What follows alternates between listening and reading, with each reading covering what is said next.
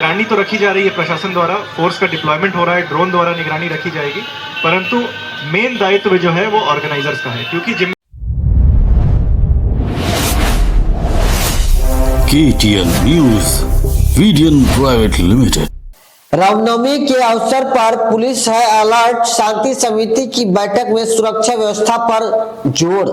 नमस्कार, आदाब, मैं आमिर। आपको बता दें, रामनवमी पर्व को शांतिपूर्ण और सौहार्दपूर्ण वातावरण में संपन्न कराने को लेकर कटिहार पुलिस पूरी तरह से अलर्ट मोड पर नजर आ रही है। इसी क्रम में कटिहार के नगर थाना परिसर में शांति समिति की बैठक आयोजित की गई। इस बैठक में मुख्य रूप से जिला पदाधिकारी और पुलिस अधीक्षक खुद मौजूद रहे, साथ ही साथ उसमें जनप्रतिनिधि, गणमान्य और नगर नागरिकों और पुलिस पदाधिकारियों ने भी भाग लिया।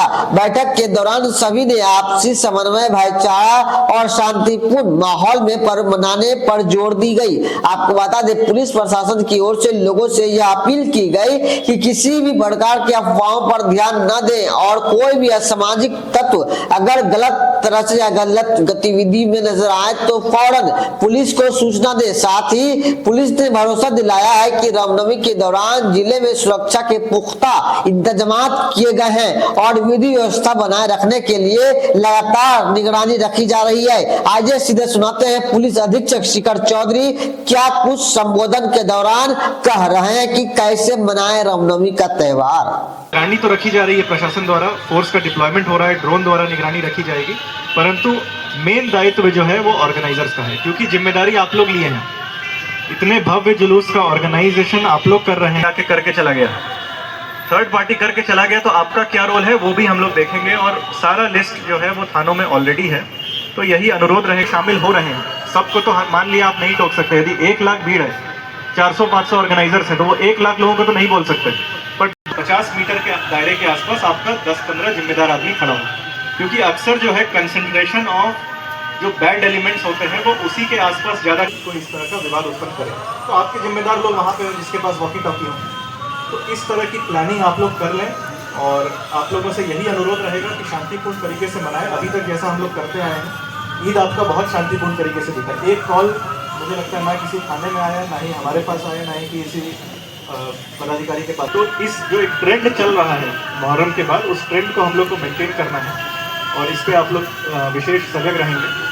आखिरी चीज़ जो हम बोलना चाहेंगे, जो आप लोग का डीजे है, डीजे पूर्णतः सेटअप लगा दिया और उसको ऊपर से कनेक्ट कर दिया, तो वो जो ऑथराइज जो लीगल लिमिट है आपके साउंड का, उसको क्रॉस कर जाता है और एक कपकपी क्रिएट करता है। यदि कोई प्रतिबंधित है, चोंगा आप लगा सकते हैं, चोंगा पे कोई रोक नहीं है।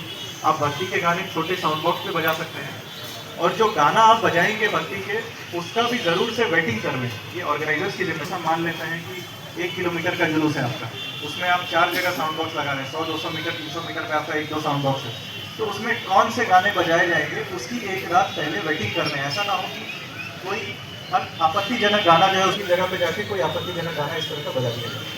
तो ऑर्गेनाइजर्स की जिम्मेदारी है कि आप एक लिस्ट ऑफ सॉन्ग्स जो कि आप चाहेंगे, जो भक्ति के गीत हैं, बेसिकली ये जो है पर्व मनाया जा रहा है, तो भक्ति के गीत जो आप बजाना चाह रहे हैं उसकी वेटिंग साउंड। कई बार ऐसा होता है कि मान लीजिए साउंड बॉक्स आप लोग बजा रहे हैं और कहीं पे कुछ आपत्तिजनक आप लोग के इतने प्रिकॉशन के बाद भी कोई बजाना चाहे, तो प्रशासन ये ले लेंगे, तो बहुत शांतिपूर्ण तरीके से रामनवमी हम लोग का बीतेगा। और यही उद्देश्य भी है, रामनवमी का जो उद्देश्य है राम राज्य का, वो यही, तो उसी का तो पर्व है आपका। तो ऐसा पर्व हम लोग को कराना है कि बस पुलिस वहाँ देखने मात्र के लिए रहे कि फोर्स मिला है तो उसको हम लोगों ने डिप्लॉय कर दिया, उसकी जरूरत नहीं पड़े। इस तरह से हम लोग को रामनवमी मनाना है, यही आप लोगों से अनुरोध रहेगा और हमें विश्वास है कि हम लोग शांतिपूर्ण